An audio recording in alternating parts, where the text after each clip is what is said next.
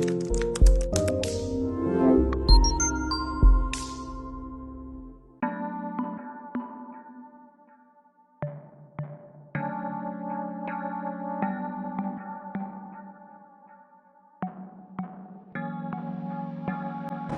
integumentary system consists of skin and its related structure, including sebaceous gland, sweat glands, hair, and nails. The integumentary system performs important functions in maintaining the health of the body. The skin forms the protective outer layer, covering the external surface of the entire body. The major function of skin is that it waterproofs the body and prevents fluid loss. Other than that, intact or unbroken skin plays an important role in the immune system by blocking the entrance of pathogen into the body. Skin is also the major receptor for the sense of touch. It also helps the body to synthesize vitamin D, which is an essential nutrient from the sun ultraviolet light, while screening out some harmful ultraviolet radiation. The anatomy and physiology of the skin. The skin is a complex system of specialized tissue made up of three basic layers: the epidermis, dermis, and subcutaneous layers. The epidermis, which is the outermost layers of the skin, is made up of several specialized epithelial tissue. The epidermis does not contain any blood vessels or connective tissue. It is therefore dependent on the lower layers for nourishment. The dermis, or also known as colloidum, is the thick layers of living tissue directly below the epidermis. It contains connective tissue, blood and lymph vessels, and nerve fibers. Also found in the dermis are the hair follicles, sebaceous gland, and sweat glands, which are the related structure of the integumentary system, as well as the nails. Sensory nerve endings in the dermis are the sensory receptor for stimuli such as touch, temperature, pain, and pressure. There are 4 tissues within the dermis that is very important, which are collagen, mast cell, heparin, and histamine. Lastly, we go deeper than the dermis, which is the subcutaneous layers. This layer is located just below the layers of the skin and connects the skin to the surface muscle. It is made of loose connective tissue and adipose tissue. Lipocyte is a fat cells that manufactures and store large quantities of fat. Now I'm going to explain about the topic on sebaceous glands. So basically what it is. Sebaceous glands is a secrete sebum that lubricates the skin and discourages the growth of bacteria on the skin. Next, the anatomy and physiology of sebaceous glands.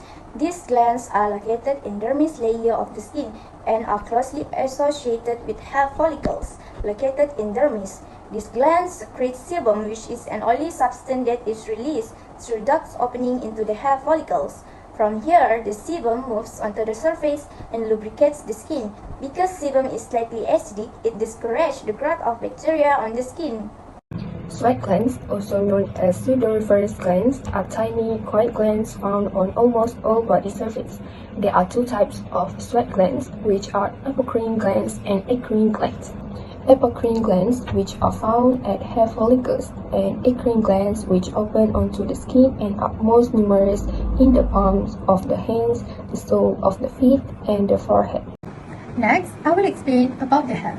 Hair fibers are rod-like structure composed of tightly fused dead protein cells filled with hard keratin. The darkness and colors of the hair is determined by the amount and type of melanin produced by melanocytes that surround the core of the hair shaft.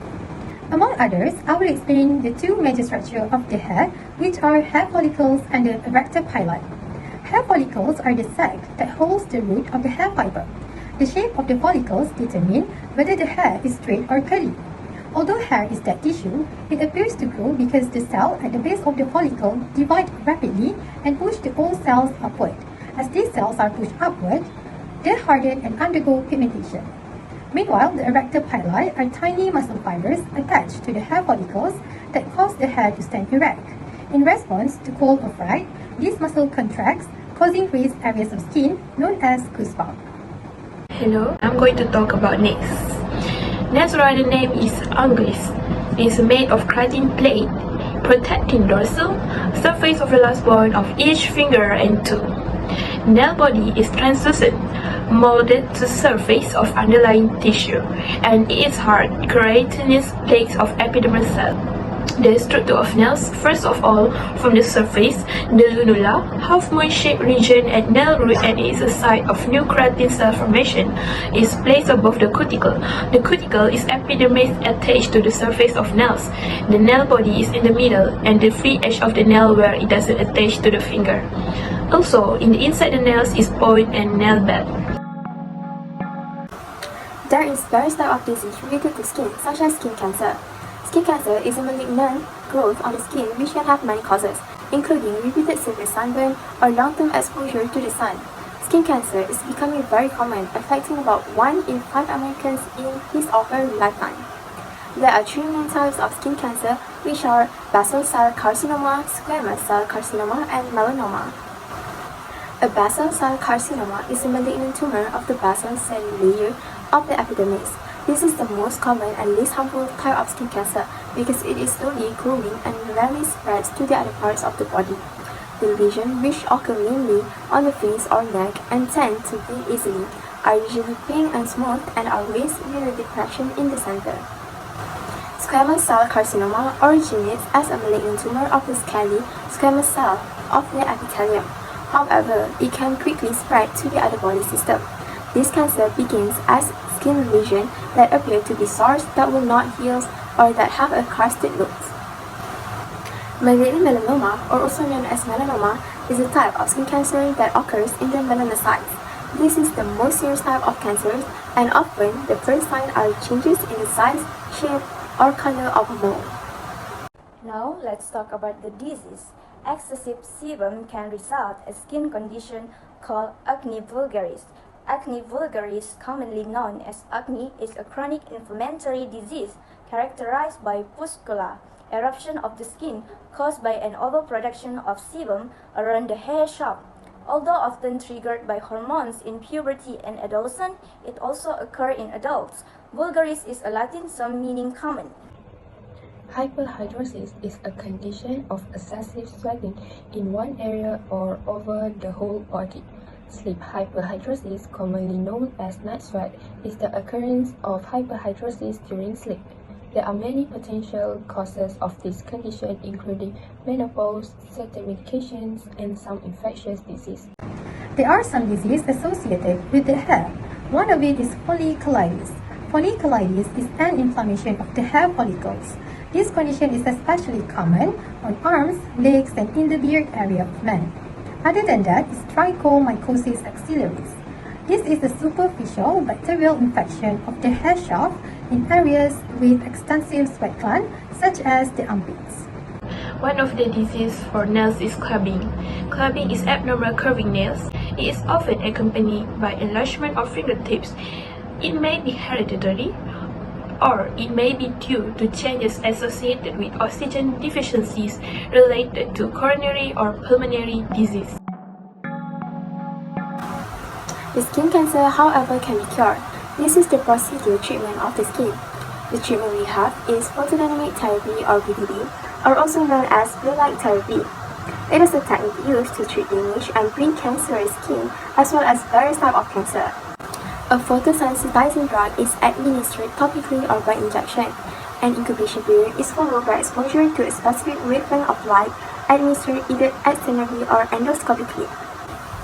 When the photosensitizer are activated, they produce a form of oxygen that kills nearby cells. BDD is used to treat tumors on or near the surface of the skin, or in the lining of internal organs such as the lungs and esophagus. Next, let's talk about the procedure treatment for this skin condition.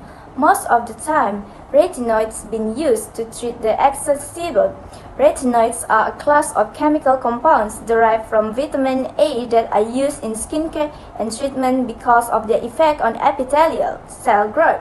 The use of retinoids can, however, make the skin burn more easily. Topical steroids such as hydrocortisone and other more potent variations are used in the treatment of various skin disorders and diseases.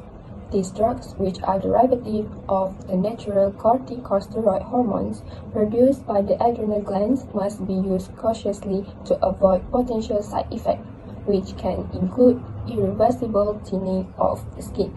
For hair treatment, there is one cosmetic procedure that can help to reduce the hair disease, which is electrolysis. Electrolysis is the use of electric current to destroy hair follicles in order to produce relatively permanent removal of unwanted hair. The treatment for nails is nail eversion. It's a procedure to remove your nail plate, the hard part of your nail, from your finger or toe. It is also alleviate pain secondary to ingrown and traumatized nails and diagnose clinically ambiguous lesion and dystrophies. That's all from me. Thank you.